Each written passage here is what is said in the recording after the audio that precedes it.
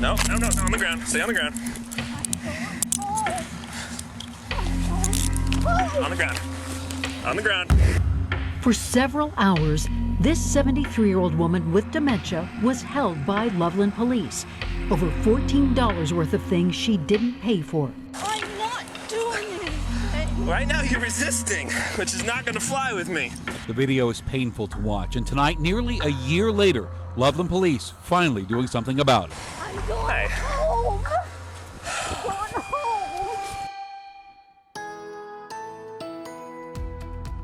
All right, it is a weather action day. The Front Range under winter weather advisory tonight. And this is, after all, April in Colorado. Some places started seeing snow right after noon, and a lot of drivers are getting ready for slushy roads on the evening commute. Stay home tonight, maybe plan to work from home tomorrow, and stay with Denver7 as we bring you team coverage of the changing weather over the next 48 hours. Chief Meteorologist Mike Nelson leads off our coverage tonight. Mike? Boy, this came in fast, although it has been in the forecast, so hopefully you weren't too surprised. This is the view currently downtown. It's kind of a wet mix of rain and snow. And watch this picture about noon at City Park and how quickly everything changed. And now it is completely whited out there with snow already accumulating on the grassy surfaces. Our temperatures are dropping quickly, and they're going to drop into the 20s overnight tonight. And look at this band of precipitation. On the loop, you can see the green. That's rain, but it quickly changes over to snow. Winter weather advisories cover all of northeastern Colorado until noon tomorrow for this system. The heaviest rain, snow right now over the downtown area. To the north, still a little bit of rain mixed in just to the north of Denver, but it's all going to shift over into snow as we get into the evening. Don't be too surprised to hear a couple of rumbles of thunder. We've had some thunder out there and some lightning this afternoon. Heavy snow likely overnight, wet and slushy roads through early tomorrow morning. This is actually a big benefit for us because we really do need this moisture, and it's coming down hard up in the high country. For more on that, let's go to Sloan Dickey. Yeah, well, wet and heavy is definitely the word. When we were driving up here, it was pretty clear on the roads in terms of not much snow sticking to the ground. The weather, the snow has definitely picked up a little bit. I'll give you a view of I-25 behind us. It still seems to be pretty clear. The traffic going in and out is pretty clear on the roads right now. But there is a vehicle passenger traction law in effect for this area just past Golden up to past Idaho Springs. So you're going to want to be careful if you're heading out here. But yes, absolutely, this is good news for the environment. It's also good news for the skiers. Right now we're sitting at about 80% of snowpack for the average, even with those massive storms that came in last month. And hey, for all of us that like some fresh pow, this is pretty good for the spring skiing. Back to you guys. All right, so thanks very much. And if you haven't already downloaded the Denver7 for your Roku, Apple TV, or other streaming device, be a pretty good idea before the weather gets really, really bad. We're bringing you up-to-the-minute weather stream, plus our Zen stream for when you'd rather not think about the snow. And now to our other top story tonight. It's out of Loveland, where one officer is on leave. 2 others are being reassigned while police take a closer look at this video of a June 2020 arrest. Karen Gardner currently lives in a memory care facility, but for several terrifying hours, she was in a jail cell with a dislocated arm. And the crime? Well, she didn't pay for $14 worth of stuff at Walmart, common among dementia patients. Loveland police told us today they just found out about the details around this arrest 10 months after it actually happened. Denver7's Gary Brode asked the chief of police what took so long. If you try to kick me, this is going to be bad. With flowers in her hand, this 73-year-old woman with dementia seen in body cam video being taken down 3 times during a 30-minute confrontation. Just go to the ground. On the ground. On the ground.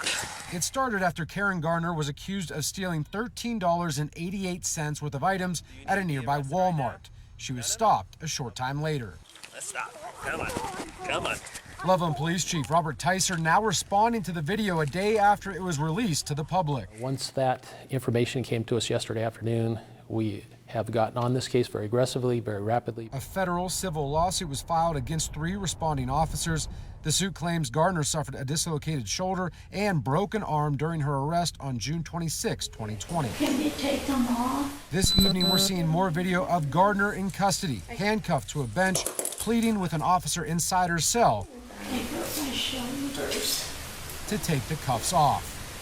They hurt my shoulders. Chief Tyser responding to criticism of the use of excessive force inside his department. Ow! out Do you believe that your department has any issues with excessive force when it comes to arrests or stoppages?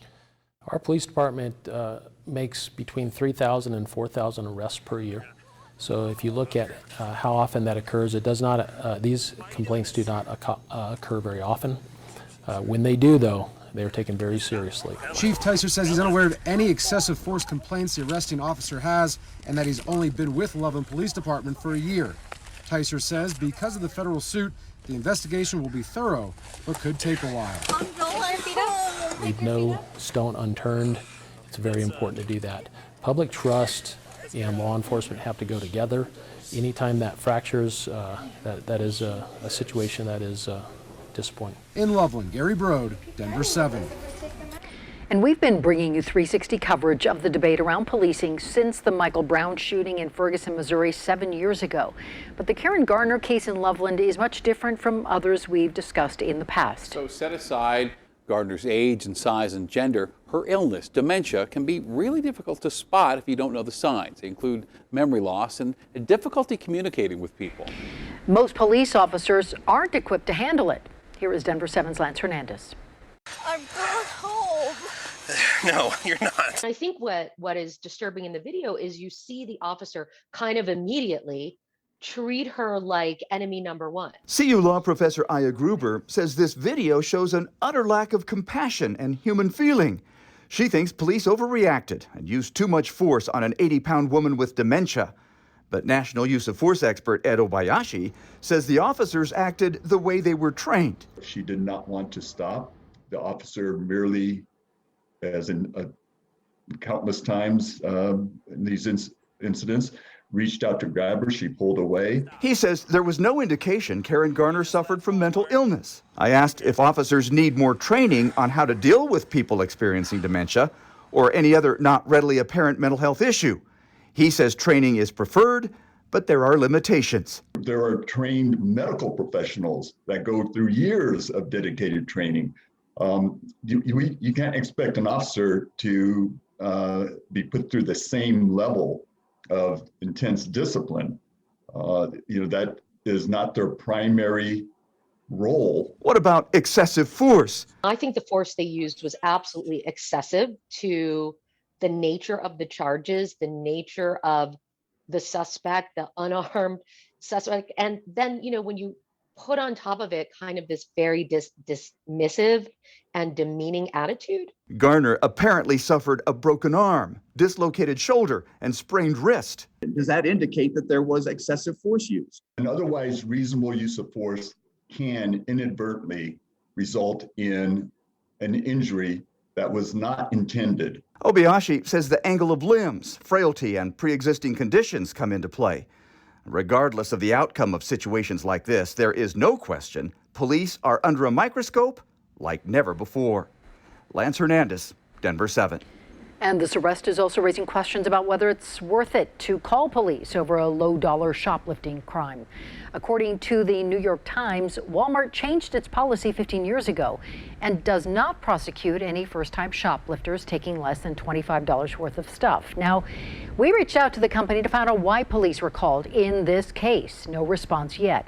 So I asked law professor Aya Gruber about the company's approach after she watched the video. This is not what we have this armed force for, right? And I really think that stores like Walmart could do more for their citizens if they also took a more measured approach. We've seen a lot of reaction to this video on social media. The majority of it shock. One person writes, "I want to give this lady a hug and tell her it's going to be all right. My mother," she says, "suffered from memory problems, so hearing this lady say she's going home but wasn't able to really hurt." I thank you for your comments already, and keep them coming. 360 at thedenverchannel.com.